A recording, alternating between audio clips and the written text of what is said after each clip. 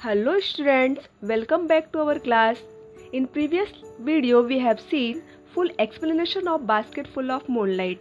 Today we have seen workshop and appreciation. तो आज हम basket full of moonlight का पूरा workshop और appreciation देखते हैं. So let's start our video.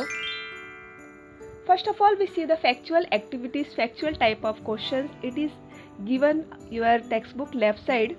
So first question is, what does the poet wish to get from the moon and why?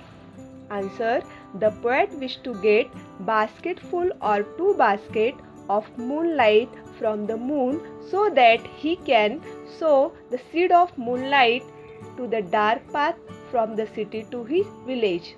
Question number 2, what is the road from the city to the village dangerous? यानी किस प्रकार के dangerous road है? Answer, the road from the city to the village is dangerous because it is dark, taut and full of snake and scorpio.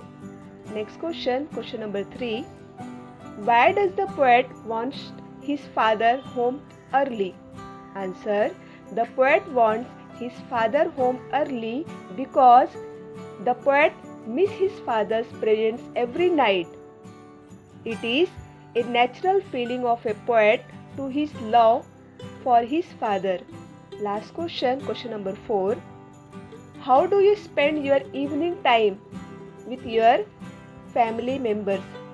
ये आपका एक प्रकार से पर्सनल क्वेश्चन है. आप कुछ भी इसका अंदर आंसर लिख सकते हो. Answer, I spend my evening time with my family by watching movie on TV and also help my mother and also help my father household. Like that you should be write the answer.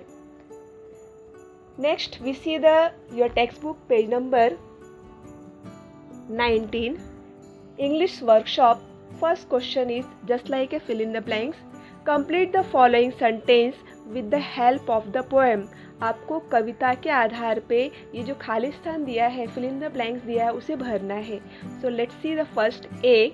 The child wants to sow small of light from dash. The answer is the city to his village on the side of path. B. According to the child, the route of village is taut and full dash of snake and scorpio. Question number C.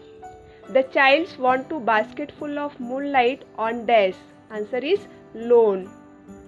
D.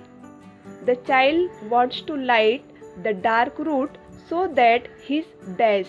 Answer is father return early. So next questions, question number 2.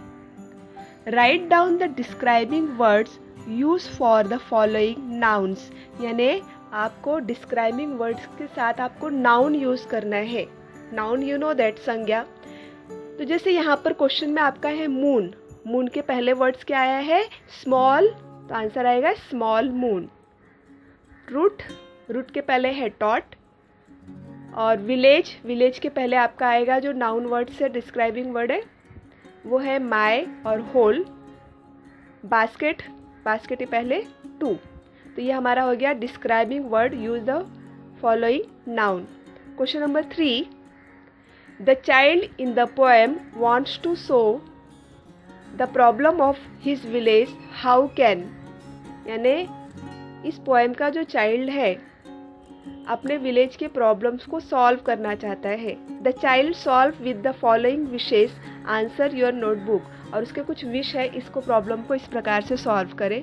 सो पहला जो question दिया है, give me a moonlight basket full और two basket full with the seed of moonlight. इसका answer आएगा, he can seek help of local people and urgent to the government or local bodies to provide light on the road from the city to his village. अर्थात वो government से contact करेगा और उनसे local government से contact करके वो request करेगा कि उस एरिया में लाइट और रोड्स वगैरह प्रोवाइड कर. इस प्रकार से वो हेल्प करेगा.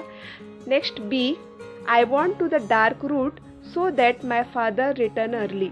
इसका आंसर है, he can with the help of villagers with the help of government, built the good road and make the road safe so that his father and other villagers can be returned safe and early to their village. Next question. Question number 4. Pick out the line from to the poem that prove the following. अर्थात आपको ये जो line question दिया है उस question के आधार पे इस पोएम में कौन सी लाइन संबंधित है, कौन सी लाइन प्रूफ कर रही है, वो आपको आंसर में देना है. So let's see the first question. Father reach home late after dark. इसके लिए कौन सी लाइन है आपके टेक्स्ट बुक का? आपके टेक्स्ट बुक में है when my father return home I am asleep. आपके थर्ड स्टांजा में ये दिया गया है, थर्ड और फोर्थ के अंदर देखिए आप. Be eager to hear fairy tales from his father. यानी आतुरता से परियों की कहानी सुनने वाली वो लाइन कौन से संबंधित है? I to want to hear fairy tales and stories from him. See remove darkness and bright light among the darker path. Answer I want to light the dark route so that my father return early. So now next question, question number 5. Write as many words as you can using full as a suffix. अर्थात suffix मतलब क्या? प्रत्यय. प्रत्यय मतलब कोई भी words के पीछे जोड़कर जो नया शब्द बनता है उसे हम हिंदी में प्रत्यय कहते हैं और इंग्लिश में सफिक्स कहते हैं. तो आपको फुल या फ्यूयल वाला ये फुल जोड़कर आपको नया सफिक्स बनाना है. यहाँ पे कुछ एग्जाम्पल दिया है. For example basket full, bucket full, hand full, colourful, spoon full, like that आप और भी वर्ड्स बना सकते हो. I mean you understand. आपको फुल लगाकर, फुल सफिक्स लगाकर क्या बनाना है? वर्ड्स बनाना है. ये भी 1-2 मार्क्स के लिए पूछे जाते हैं. Next question, question number 6. Pick out the example of alliteration and repetition from the poem. आपको पोएम के अंदर से जो एलिट्रेशन और रिपीटेशन है उसके एग्जाम्पल आपको देना है. तो आपका पहला ही पैराग्राफ में दिया है एलिट्रेशन का example. O moon give me a moonlight basket full और 2 बास्केट फुल. यहाँ पर जो बी है, बी अल्फ़ाबेट क्या हो रहा है? 2 बार रिपीट हुआ है. अर्थात कोई भी एकाध अल्फ़ाबेट अगर एक से अधिक बार रिपीट होता है तो कौन सा फिगर ऑफ स्पीच होता है? Alliteration. Next figure of speech is there repetition. Repetition means जो वर्ड्स, एलिट्रेशन में आपका स्पेलिंग था, एक लेटर अल्फ़ाबेट था, एलिट्रेशन में स्पेलिंग था, बट रिपीटेशन में क्या होगा? वर्ड्स. यहाँ पे कौन कौन से 2 वर्ड, स्मॉल स्मॉल वर्ड जो है 2 बार रिपीट हुए हैं. I want to sow small small moon on light. यहाँ पे 2 प्रकार के आपके टेक्स्ट बुक में जो पोएम है उसमें 2 प्रकार के फिगर ऑफ स्पीच दिया है, alliteration and repetition. Next question number 7 and very important question. Write an appreciation of the poem. Refer to the page number 5. It means आपको टेक्स्ट बुक को रेफर करना है, पोएम को देखकर ही अप्रिशिएशन करना है. एंड अभी न्यू रूल्स के हिसाब से आपका एप्रिशिएशन के लिए केवल 5 मार्क दिया गया है. पहले आपका ये 10 मार्क्स का था, लेकिन according to new board pattern appreciation के लिए कितने मार्क दिए हैं? 5 मार्क्स. और ये 5 मार्क्स का डिवाइडेशन कैसे हुआ है ये देख लो आप. टाइटल के लिए आपको हाफ मार्क्स है, पोएट के नेम के लिए हाफ मार्क्स है, राइमिंग स्कीम के लिए 1 मार्क्स है, फिगर ऑफ स्पीच के लिए आपका 1 मार्क्स है और थीम्स एंड सेंट्रल आइडिया के लिए 2 मार्क्स है. Total is 5. So we can see the appreciation of the poem. Title basket full of moonlight, poet Sunil Sharma. Rhyming scheme, अगर आपने पोएम को देखा होगा, पिछली बार मैंने आपको पोएम में बताया था कि ABCD करके आपको देखकर बताना है, but there is no rhyming scheme, it is free words. जहाँ पे कोई राइमिंग स्कीम नहीं होता तो वहाँ पे आपको लिखना है there is no rhyming scheme in the poem, it is free words. Figure of speech, just now I have told it, repetition and alliteration. अगर आप दोनों ही फिगर ऑफ स्पीच के नाम लिखो, अगर ओनली 1 लिखते हो you should be write the example also. Here we have written repetitions and example is I want so many small moon of light. 5th number point, themes and central idea. This is the imaginary poem. In this poem, a small child in a village wants his father to return early and safely.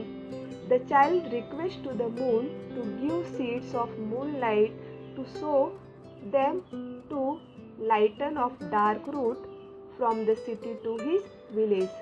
तो appreciation आपको समझ में आया होगा। Next है question number 8। Question number 8 जो दिया है उसे देखो पहले।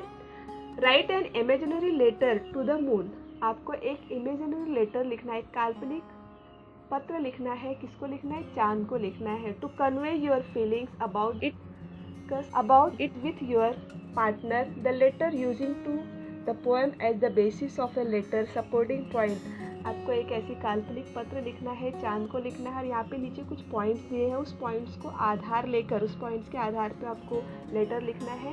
तो पॉइंट्स कौन सा है? साइन ऑफ ब्यूटी, सुंदरता से संबंधित, सिंबल ऑफ जॉय, आनंद, इन्फिनिटी ऑफ प्लेजर, हम उनको बहुत धन्यवाद देते हैं। अर्जन्स टू पोएम्स यानी कंपोज टू पोएम हम जिसे कहते हैं। So let's we see the letter. A letter to the moon.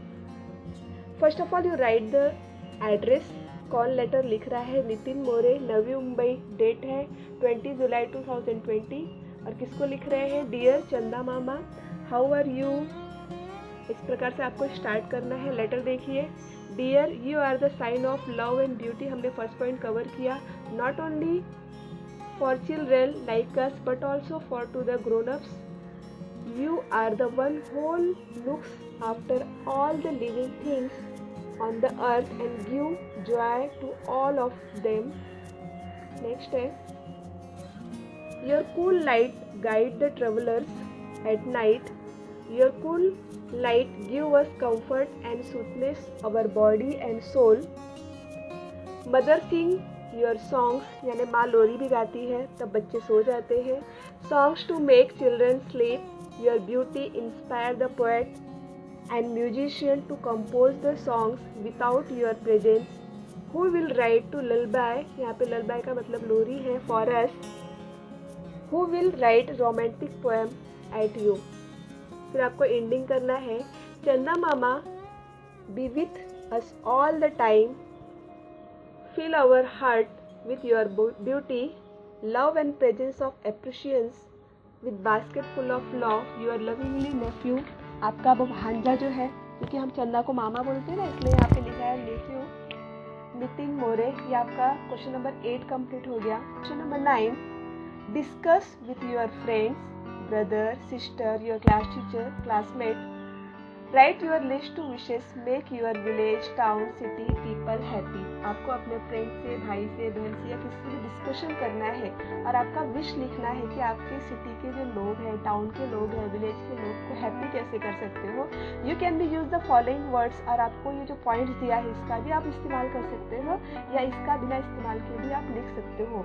ये आपको रेफरेंस के लिए दिया है। तो वर्ड्स क्या है? Great, wish, share, talk, help, cooperate, communication. तो हम इस वर्ड्स का इस्तेमाल करके अपना विश व्यक्त करते हैं कि अपने एरिया को, टाउन को कैसे अच्छा रख सकते हैं। I wish that great people will be born in my village. I wish my village to be clean. I wish that people is my village is share all the available resource. I wish that people will help each other. Villagers should be cooperate to everyone. I wish villagers communicate to improve the condition of poor farmer. यहाँ पे विशेष बताए हैं उस words का इस्तेमाल करके। And last question of your workshop, question number 10, let's compose imaginary poetic line. आपको एक काल्पनिक कविता लिखना है। जस्ट लाइक आपका बास्केट फुल ऑफ मूनलाइट, ये भी एक काल्पनिक कविता है, तो वैसा ही लिखना है। वहाँ पे कुछ आपको लाइन भी दिए गए हैं, उसके आधार पे लिखना है। See first 2 lines, sowing the seed of moonlight, यानी मूनलाइट का हमने सीड्स बोया हुआ है। तो यहाँ पे काल्पनिक कविता में आएगा let's find the road of space. हमें कहाँ जाना है? आसमान की तरफ का रास्ता से हम चले जाएंगे। Traveling among the stars in the galaxy, we will learn to the whole of them, their stories, geography and aliens who might live there। ये आपका imaginary poem compose हुआ। So friends, I know that you can understand very well.